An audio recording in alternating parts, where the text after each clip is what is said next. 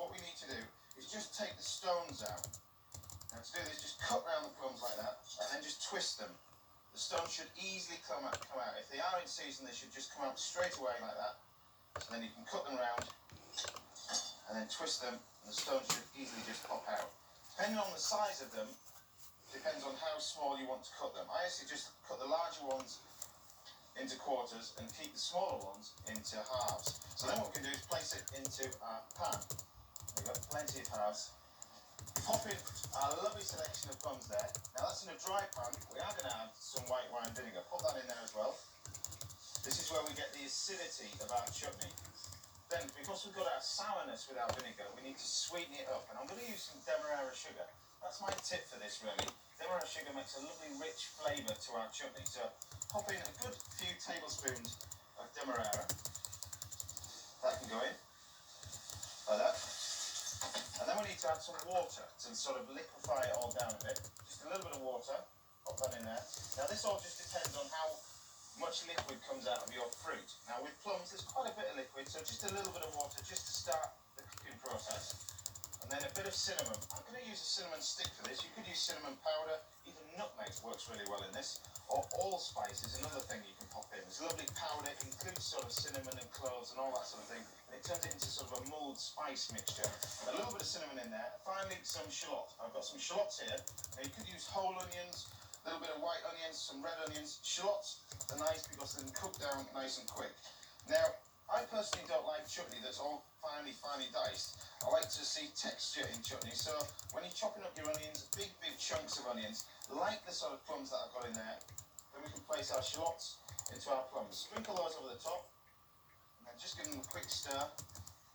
And then ideally now, we just want to allow that to simmer down gently. It'll take about 15 to 20 minutes to simmer down, just to break up those plums slightly.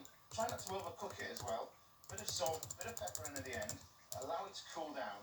Now, I like to serve my chutney like I've got over here. We've got a selection of sort of cheeses, some lovely goat's cheeses, blue cheeses, a little bit of Saint-Aubrais there, and some lovely cheddar. But once your chutney goes nice and cool, it sets. But the important thing is with this one, you cannot keep it for any more than a week. So unlike normal chutneys, will actually sit in a vacuum sealed jar for quite a long period of time. This one will only realistically last about a week. So one thing to look out for. But I think that is absolutely wonderful.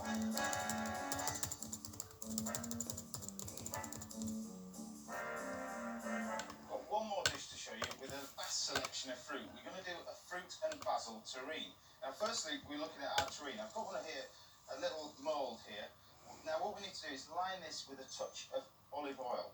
Now the olive oil is really important when you do this. It stops the cling film from actually sticking on once we pop it in the fridge. And it's far easier to get out at the end. So a little bit of olive oil in there. Take your cling film, and we need to line this just with one piece of cling film, otherwise it will leak. So make sure your cling film's wider than the actual terrine itself.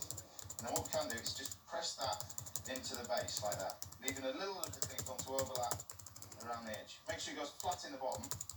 There we go. Into there, and just allow a little bit to overlap over the sides. Then we take our syrup.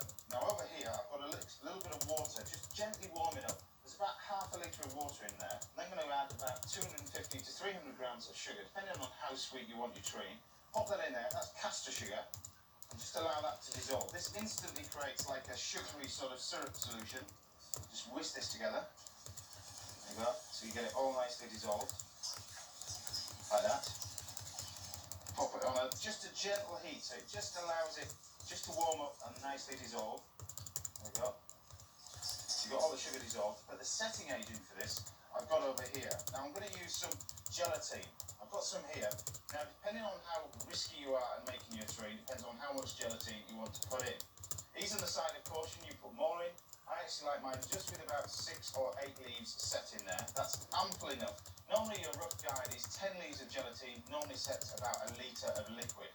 Now if you're using this leaf gelatine, what you do need to do is soak it in cold water, not in hot water. Got a little bit of cold water there, and I'm just gently soaking that in there until it goes sort of this sort of rubbery, sort of translucent sort of colour there. And then take the whole lot, all sort of 6 or 8 leaves, and then pop them into your water.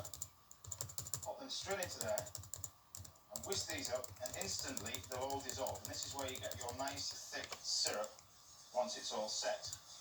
Turn the heat off now and allow that to cool right down if you can do, if you've got time. Not too much, otherwise it will set solid. So just leave that to one side. And then what we can do is actually layer it up with our fruit. Now